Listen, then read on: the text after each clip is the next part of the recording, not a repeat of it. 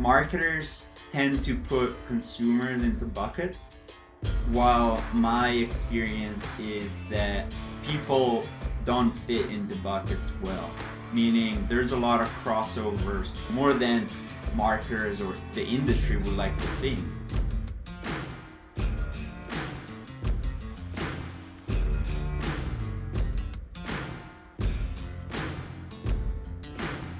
Welcome to the Backcountry Marketing Podcast. My name is Cole Heilborn. Today I'm sitting down with Davide Giardini. He is the marketing director at Full Cycle Bikes. He's a La Sportiva ski athlete and founder of the Boulder Ski Mountaineer Club. Davide, how are you? Hi Cole, thanks so much for having me on. It's quite an honor. The honor is all of mine. This is so much fun. I'm glad to be chatting today. How are you? Doing good. Temperatures are still quite high here in Boulder.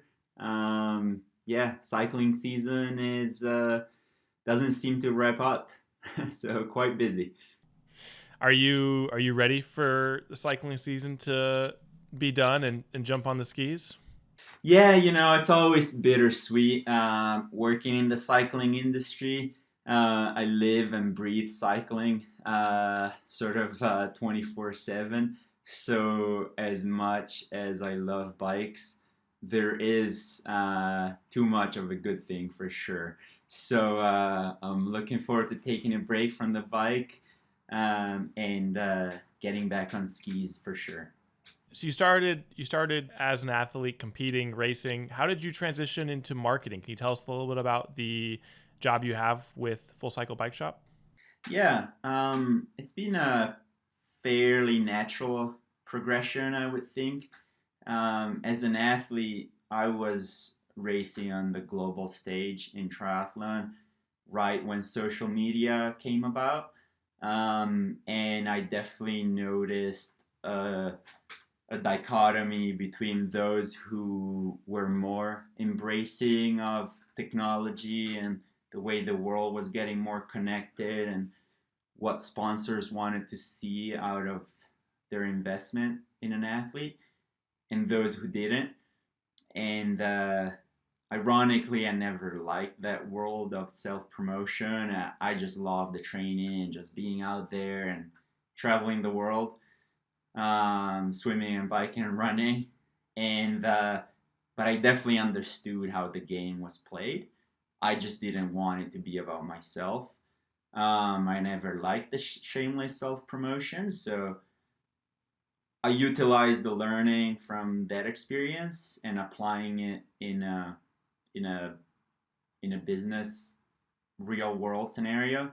The principles are still the same, but I enjoy it much more because to me it's got a greater purpose than just shameless self-promotion. So I'm excited to share the good word of what a cycling and triathlon store is trying to do in its community and bring in people together around the shared love for cycling and triathlon. So Sure. Yeah, I feel like every conversation I have is like it's a whole new world when we talk about marketing, because we roughly, I have a conversation every 2 weeks, and I feel like in that time, like, things are always evolving and always changing. So the Full Cycle Bike Shop was started in 1982, and it's the oldest bike shop in Boulder. And you guys have is it a self-prescribed title, but the hub of the cycling community, is that right? yeah, actually the Boulder Lifestyle magazine gave us that title last summer. So yeah, it is the oldest bike shop still in existence in Boulder. It's independently owned. It's one owner. He's super cool. And we have a kick-ass new big location right across the Google campus, and it's so exciting. Every time I walk in, there's a thousand things going on. There's people getting coffee. There's people getting fitted on a retool bike. There's people servicing their mountain bike suspension. There's people buying electric bikes. It's just it's super exciting to be part of it. And I always think of being in a remote work setting and so many people working on computers and so on. I'm super lucky to be in a real world, face to face, dealing with human in a human setting. So I love that about my job. Although I do spend quite a lot of time on my computer. So yeah, that's interesting. It sounds like, I mean, what I've understood of the cycle shop is that there's a coffee bar, there's like it's totally set up, it's totally dialed. And it sounds like it's a pretty large space. I'm curious, with so many bike brands going direct to consumer, I guess my question is like, what role does the bike shop play in today's world? Yeah, totally. That's a great question because it's uncharted territories right now. As an athlete, I thought that the world was going full on direct to consumer, and that's a bit the role that an athlete plays. It's a marketing asset for a brand to get in front of consumers directly.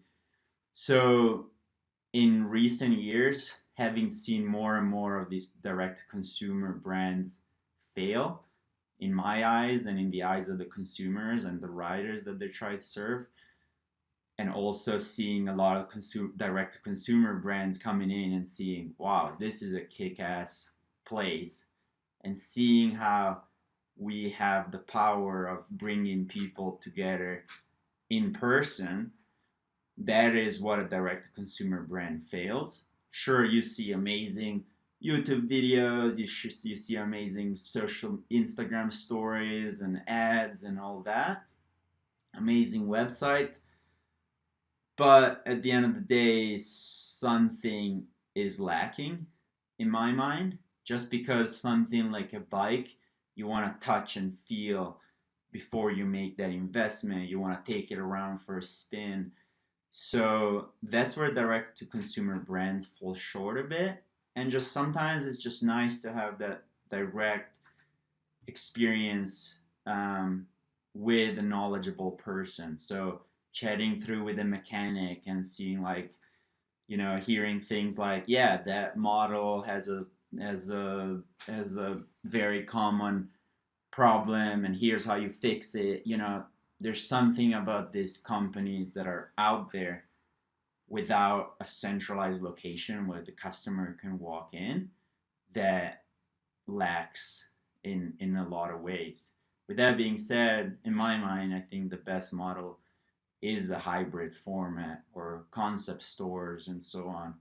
The problem with concept stores is that they're mono brand, so all you get is that one brand. So I still envision a future where a location like ours could be a showroom for direct to consumer brands, and customers have the possibility of checking out things that they would buy online and wouldn't have the opportunity to touch and feel and test ride.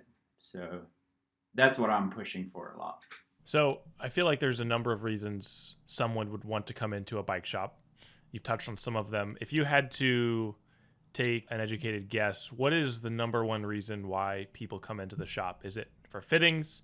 Is it to buy, products? Is it just to hang out and have a coffee? Like what's their main motivation? Yeah, so that's a great question, and one I've asked myself and we have asked as a team. And there's not one solid answer. There's many answers. Fitting and performance is huge. We're super lucky to have our performance director. He's the bike fitter for the reigning triathlon Olympic medalist on the female side. So he's a wealth of knowledge. So nothing can replace that one-on-one connection.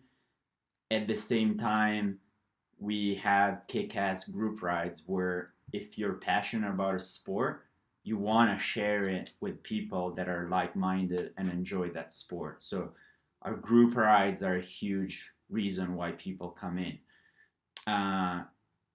Products, a lot of people are already educated as to what they want through the internet, and then we're just sort of like a fulfillment center. But at the same time, for every one person that's like that, I would argue there are 10 that actually have no clue as to what they want. And they come in because we are the local experts that have a very curated selection of products for the the local environment and condition and terrain that a rider experiences in the local community. Service is definitely huge. It's the heart and soul of a bike shop. Um, and we host a lot of classes and clinics as well. So if you want to progress, you just bought a hardtail mountain bike and you want to, learn how to ride on trails and maybe progress to a full suspension bike, then we host classes for that. If you want to learn how to service your bike, then we host classes for that through our bike maintenance classes. And those actually end up becoming our number one service customers because they realize how convoluted, how professional you have to be to service a bike professionally. And they have a newly gained appreciation of the work that goes into. So yeah, experiences. We started bike tours last year. It's a very seasonal business, but that's also we have a lot of faith into that business division as well. So there's not one answer. Some people just want to come in and get a beer after their ride, just because it's a cool space to be around. There's, like I said earlier, there's people purchasing bikes, people getting fitted that you can see, kind of like a sushi bar that you see your chef preparing your food, and like that's what people. It's a fun environment to be around, and we're pretty fun people to be around. So you kind of sit at this interesting intersection where you've got the background as an athlete, you've got the background as a marketing director in retail, and then you've also got the balance between the cultures, your Italian heritage and living in Boulder today. I'm curious, of all those perspectives, I feel like you're kind of right in the middle of them. And are there any observations that you've made that only someone in your position would be able to make about the world of marketing in 2022 or consumer trends? Something that someone who doesn't have that seat wouldn't be able Yeah, to that's a great see. question. You asked some really good questions, and I'm glad you asked it. Yeah, for sure. One is marketers tend to put consumers into buckets, while my experience is that people don't fit into buckets well. Meaning, there's a lot of crossovers, more so than you'd like to think, or maybe not you yourself, more than marketers or the industry would like to think. And I don't know if it's a Boulder thing or if it goes beyond that, but gravel cyclists are triathletes. Triathletes are mountain bikers, and trail runners are gravel cyclists. And all these people in the winter, they still want to get out, and they're very much potential ski tours. You know, what's lacking is the skill set and the product that enables them to do so. But the personality type and the traits that a lot of these people express, I feel like are one and the same. So that's my one observation from me coming from a multi-sport experience and having been involved at the top of these sports. I feel like people at the core are the same. People who engage in the sports are the same. The expression of that is different. Some is into trail running and so on. So that's one thing. The second thing I've noticed is um, marketers try and go for the always trying to scale things and reaching more people and so on. It's all about big numbers. But as a consumer, nobody likes to be thought of as just a number. So we gotta bring in the human element back in and treat others like we want to be treated, in the sense that nobody wants to nobody wants to be treated like someone at the checkout line, just another number, right? So it's super important to take the time to treat a person like a person and not just a number. So that's the second thing.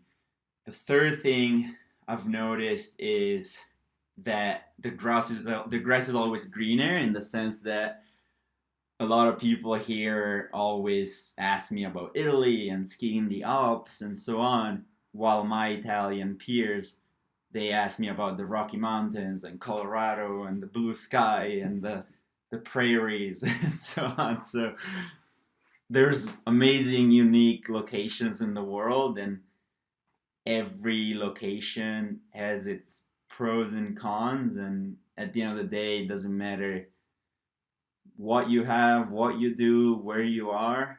You've got to be content with the now and what you have here and now.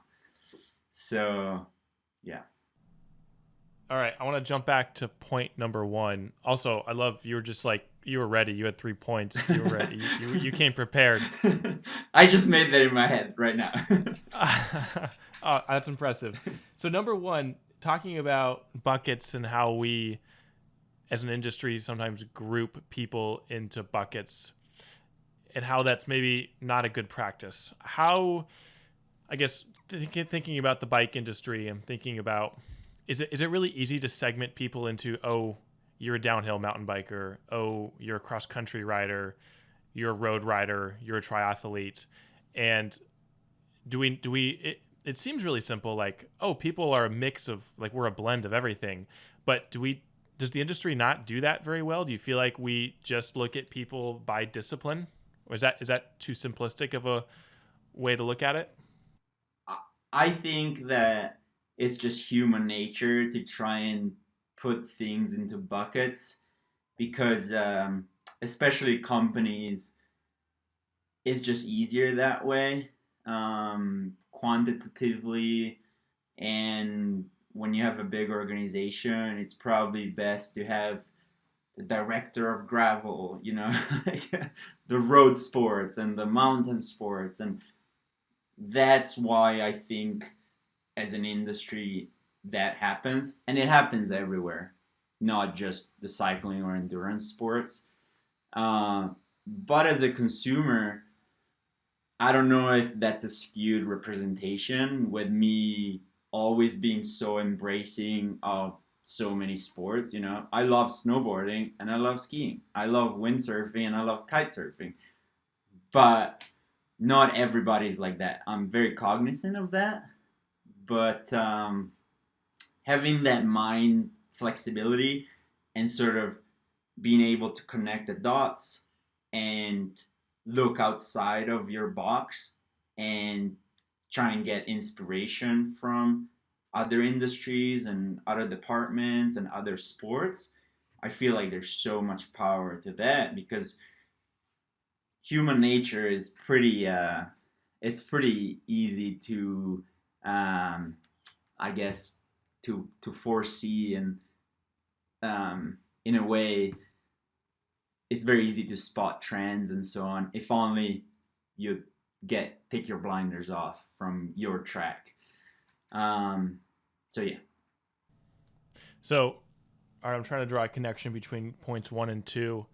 Do you think the reason that it's easy to group people in buckets is because our audiences today are so large that maybe we're missing that human to human connection? But if your audience is, let's say, 100,000 people, you have to break them up into some sort of something to try to quote unquote understand them. And so it's easier to say, oh, of this 100,000, 10,000 of them are gravel riders, and all gravel riders have these motivations or interests. And so maybe it's a scale thing. Like, that's why That's why we do it. Yeah, yeah, yeah. Possibly. I think it's just easier, and also comes back to money probably. Like if you are the leader in that, we call it segment, right? The gravel segment, the road segment, the mountain segment. If you are the leader in that, that's a very definitive goal and very actionable, and it's easier to stay on track.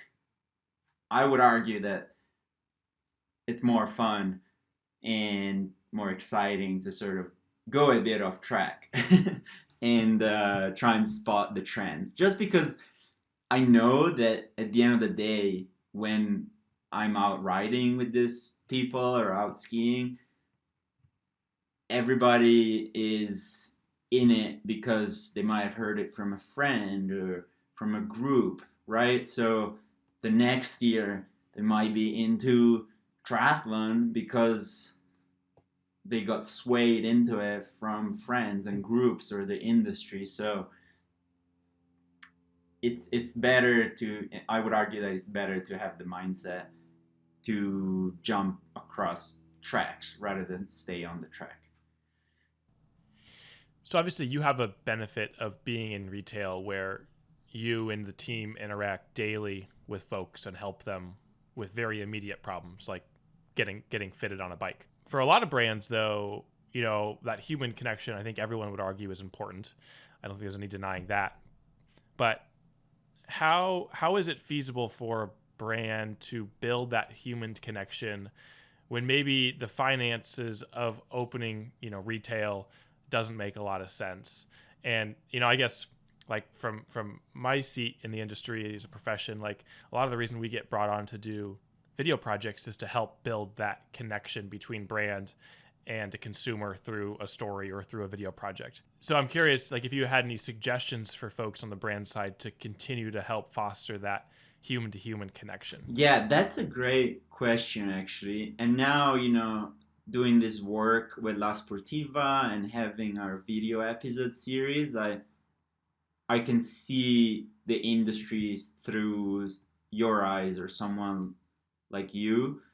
Um, One thing that brands can do that would help me as a retail marketer, would be to um, support the retailer through marketing spend. So you're coming out with this content to spread the word about the brand and how good the brand is, and conveying stories that enable athletes to know about the brand and do the sport. But at the same time, I feel like it'd be super useful for the brand to get in touch with people who do have boots on the ground and actually have that one-on-one connection, and provide them with resources to do activations and do local social media campaigns, and so it can be financial support, it can be product support, but there's definitely power in the people that have boots on the ground. Videos and what you do, it's super important to get the message out and make it aspirational and bring it to the masses. But then again, the work has to be done one-on-one with each individual consumer, and that's where I feel like having the boots on the ground as a retailer is super important. Yeah. So for example, yeah, go ahead, Cole. Well, I was going to ask, follow up question to that. So, what is a challenge that you in retail face that a brand could help solve by giving you assets or giving you some sort of support Yeah, from their end? it's a very timely question because we're hosting a demo event in just 2 weeks with a big brand that is split between direct to consumer and retailer, um, and they're shipping out bikes to have a big demo event. They're flying out a person, And the whole responsibility of this event being a success in terms of having people actually attending and know about it falls onto me because the brand is only concerned as to our spend goes into flying the person there, flying the bikes there, buying drinks to the people who come out, and so on. But then I've been requesting for a lot of marketing support as far as getting the message out. As you know, that right now there's information overload uh, on the internet, and so it'd be awesome to have support in terms of social ad spends and more marketing assets and having their graphics person come up with posters that we can hang up and things like that are definitely like boots on the ground type of like, it's not high tech. It's just getting it done. It's crazy that a brand with teams and hundreds of people behind it and hundreds of $1,000s behind it can't think with a localized mindset like I can, because it's my job to make sure that people in Boulder that ride bikes know about this demo event, right? So that's a very specific and timely question that you asked. And I got to imagine, your shop is unique in that like they do have a marketing director. A lot of shops don't have that Yeah, opportunity or that position, absolutely. and so that responsibility then falls on whomever else amidst all the other hats that Yeah, they're and wearing. they're way And too busy. Way too busy. yeah, that seems like such a simple ask, but now I'm thinking about it from the brand side. Thinking about, okay, so let's say this event, how many people are you hoping will be at the event? Yeah, so we have a distribution list of around 15,000 emails on our distribution list, so that's super powerful, for sure. But we have 10 bikes, and we have a group ride going out every day, Friday through Sunday. And ideally, we want the biggest amount of people to try on these bikes. And then definitely, we're hoping for some sell through of our own bikes that we purchase from this brand. So at the end of the day, it needs to be a win-win. Yeah, so let's say 200 people. Is that No, is that I reasonable? Is mean that that no, we're talking way less. Because we okay? have 10 bikes, and these things are tricky because bikes are just, they're very simple things, but you know you have to adjust saddle, pedals, change the stem height, flip the stem. There's all these things, right? Then you get a flat, then you get lost. Like, God forbid there's an accident. Next thing you know, I think we'd be lucky if we get 30 people in 3 days, and yeah, and then maybe it will result in two bike sales. Those are sort of the reality of the numbers of a local business. Yeah.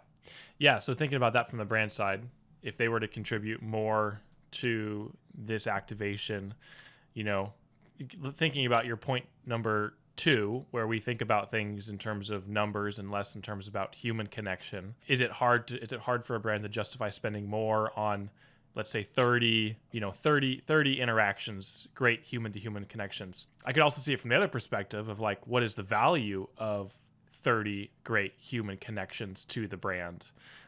How this is a question that I don't know that there's a really good answer to, but how would you, if you could quantify the value of a quality brand, like human to human connection between a brand and a customer, like what is the value of that great relationship? I'm thinking about you, like you have great relationships with the brands that you represent, and obviously I like what you know. I'm thinking about the value of your relationship and what that translates to for a brand. I'm curious if you could relate that to a consumer or a customer who maybe isn't an athlete like yourself.